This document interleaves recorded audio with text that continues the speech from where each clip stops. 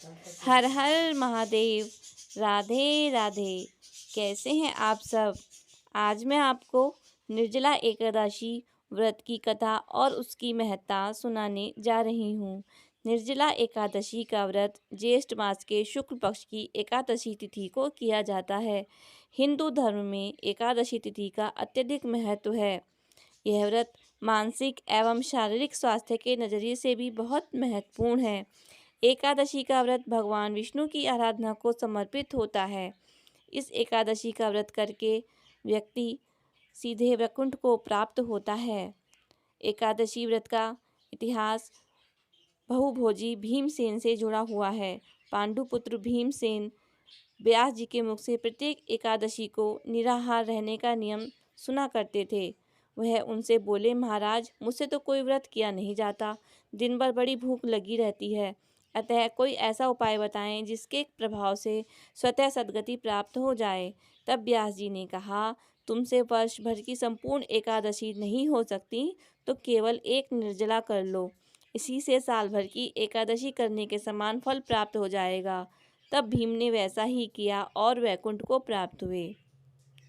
निर्जला यानी यह व्रत बिना जल ग्रहण किए और उपवास रखकर किया जाता है, इसलिए यह व्रत कठिन तप और साधना के समान महत्व रखता है। हिंदू पंचांग के अनुसार वृषभ और मिथुन संक्रांति के बीच शुक्ल पक्ष की एकादशी निर्जला एकादशी कहलाती है। सिर्फ निर्जला एकादशी का व्रत कर लेने से अधिक मास की 2 एकादशियों सहित साल की 25 एकादशी व्रत का फल मिलता है। जहाँ साल भर की अन्य एकादशी व्रत में आहार संयम का महत्व है, वहीं निर्जला एकादशी के दिन आहार के साथ ही जल का संयम भी जरूरी है।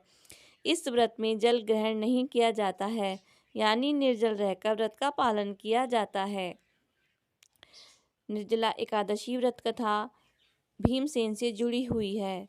जब वेद व्यास ने पांडवों को चारों पुरुषार्थ धर्म अर्थ काम और मोक्ष देने वाली एकादशी व्रत का संकल्प कराया था, तब युधिष्ठिर ने कहा कि हे जनार्दन, ज्येष्ठ मास के शुक्ल पक्ष में जो एकादशी पड़ती हो, कृपया उसका वर्णन कीजिए।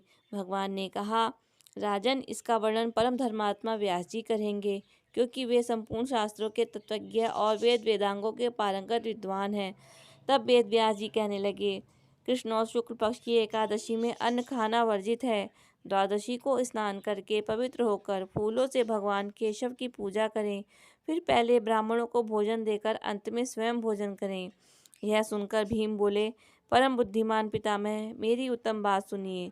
राजा युधिष्ठिर, माता कुंती, द्रौपदी, अर्जुन, नकुल और सहदेव यह एकादशी को कभी भोजन नहीं करते तथा मुझसे भी यही कहते हैं कि भीमसेन, एकादशी को तुम खाना ना खाया करो, परंतु मैं उन लोगों से यही कहता हूँ कि मुझसे भूख सही नहीं जाएगी।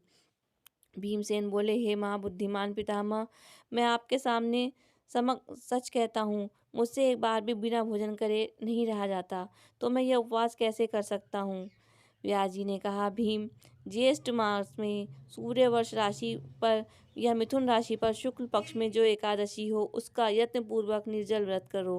केवल कुल्ला या आचमन करने के लिए मुख में जल डाल सकते हो, उसको छोड़कर किसी प्रकार का जल विद्वान मुख में न डालें, अन्यथा व्रत भंग हो जाता है।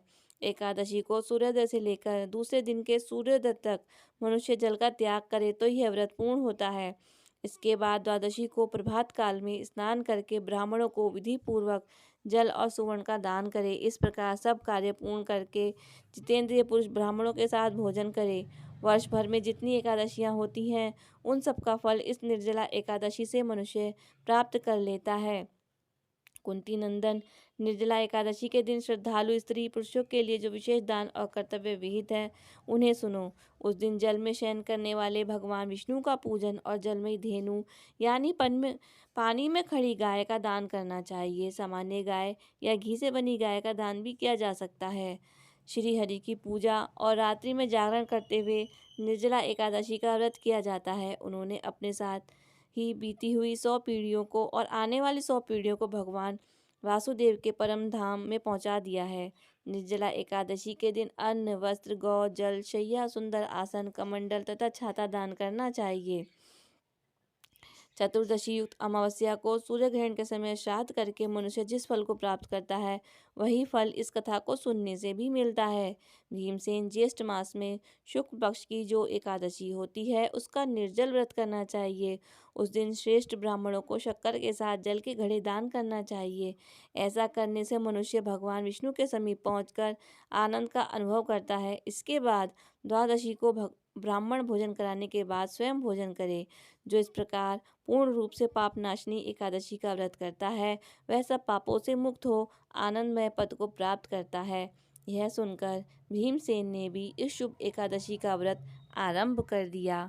राधे राधे, हर हर महादेव। आशा करती हूँ आपको यह कथा अवश्य पसंद आई होगी। कथा पसंद आए तो वीडियो को लाइक करना ना भूलें। भगवान सबका कल्याण करें, सबकी रक्षा करें। हर हर महादेव।